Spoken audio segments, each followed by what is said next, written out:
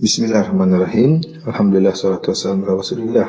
Kita lanjutkan ke hadis berikutnya, yaitu Anin Nawas bin Sam'an, dari sahabat Nawas bin Sam'an radhiyallahu anhu. Beliau berkata, Sa'altu Rasulullah sallallahu alaihi wasallam 'anil birri wal itsm. Aku bertanya kepada Rasulullah sallallahu alaihi wasallam tentang makna albir. Albir yaitu kebajikan, wal itsm yaitu dosa.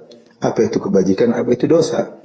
Faqala, maka Rasulullah sallallahu alaihi wasallam berkata, Al-birru husnul khuluq. Al-birr, kebajikan, adalah akhlak yang mulia. Wal itsm, adapun dosa, ma haka fi sadrika wa karihta an yattali'a alaihi nas. Adapun dosa yaitu apa yang kau gelisahkan di hatimu dan kau tidak suka kalau ada orang yang mengetahuinya. Hadis ini diriwayatkan oleh Imam Muslim. Ikhwan dan akhwat sekalian dirahmati oleh Allah Subhanahu wa taala. Sahabat ini bertanya kepada Nabi sallallahu alaihi wasallam tentunya agar dia bisa beramal. Dan demikianlah adab seorang yang hendak bertanya, maka dia niatkan tatkala dia belajar adalah untuk diamalkan. Dan yang ditanya oleh sahabat ini adalah pertanyaan yang sangat indah tentang apa sih hakikat kebajikan dan apa sih hakikat daripada dosa. Adapun jawaban Nabi SAW berkaitan dengan hak kebajikan, kata Nabi SAW, husnul khuluq, akhlak yang mulia. Padahal kita tahu bahwasanya kebajikan itu mencakup banyak sekali perkara. Semua kebaikan adalah kebajikan. Tetapi kenapa Rasulullah SAW mengkhususkan penyebutan husnul khuluq, akhlak yang mulia? Ini menunjukkan akan keutamaan dan keistimewaan akhlak yang mulia. Karenanya sabda Nabi SAW ini mirip seperti sabda Nabi SAW, Al-Hajju Arafah. Haji adalah Arafah. Artinya apa? Inti daripada ibadah haji adalah wukuf di padang Arafah. Bukan berarti haji cuma wukuf di padang Arafah saja, tidak.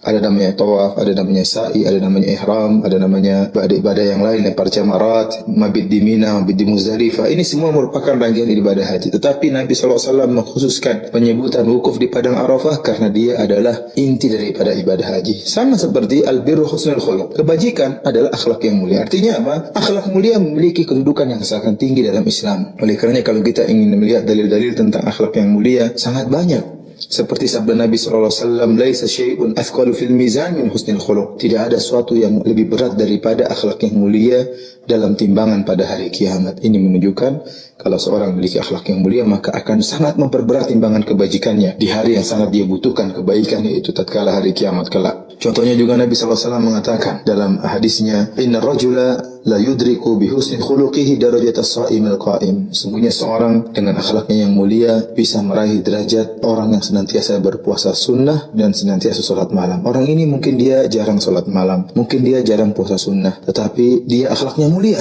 Orang senang dekat sama dia, orang bahagia duduk dengan dia, orang senang mendengar wejangan-wejangannya, orang senang mendapatkan bantuannya. Maka meskipun dia jarang sholat malam, meskipun dia jarang berpuasa sunnah, namun dia mendapat pahala orang-orang seperti itu. Kenapa? Bihusni khuluqihi, dengan akhlaknya yang mulia.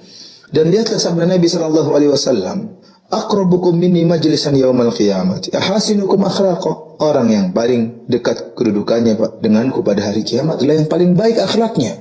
Jika anda ingin dekat dengan Nabi SAW pada hari kiamat, perbaiki akhlak anda. Karena Rasulullah SAW mengatakan yang paling dekat dengan aku adalah yang paling baik akhlaknya. Ini menunjukkan keutamaan dan keistimewaan akhlak yang mulia. Dia adalah amalan yang spesial. Jangan kita sangka amalan itu hanyalah sholat, hanyalah puasa, hanyalah zakat. Akhlak yang mulia adalah amalan yang sangat spesial, yang sangat mulia di sisi Nabi SAW. Karena seorang berusaha menghiasi dirinya dengan akhlak yang mulia. Jangan seorang mengatakan, saya tidak bisa rubah akhlak saya. Saya memang begini modelnya. Saya diciptakan begini modelnya. Tabiat saya memang seperti ini. Kalau akhlak tidak bisa dirubah, buat apa hadis-hadis yang begitu banyak tentang akhlak yang mulia? Buat apa ayat-ayat Allah turunkan tentang memotivasi orang berakhlak mulia? Ini menunjukkan akhlak bisa dirubah. Seorang yang pelit bisa jadi orang dermawan.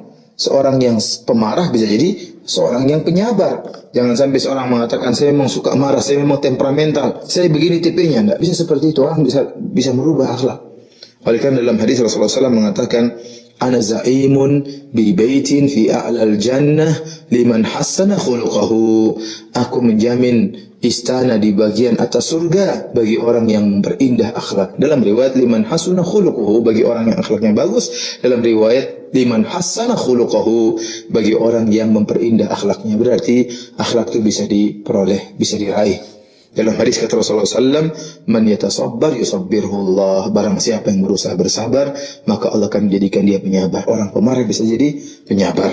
Karenanya para hadirin rahmatillah subhanahu wa ta'ala, inilah keutamaan istimewaan akhlak mulia. Para ulama menyebutkan di antara akhlak mulia sebagaimana perkataan Ibnu Mubarak, akhlak mulia terkumpul pada 3 perkara. Talaqatul wajh, ya, wa badhul ma'ruf wa kaful adza, yaitu wajah yang sering berseri-seri senyum, kemudian mudah untuk berbuat baik kepada orang lain dan tidak mengganggu orang lain. Ini 3 rukun akhlak. Wajah sering berseri-seri, yang kedua mudah senyum kepada orang lain, artinya tidak merendahkan orang, tidak menghinakan orang lain. Yang kedua ringan tangan untuk membantu orang lain, dan yang ketiga tidak mengganggu orang lain. Insyaallah kita akan lanjutkan lagi pada halaqah berikutnya. Wabillahi taufik. Assalamualaikum warahmatullahi wabarakatuh.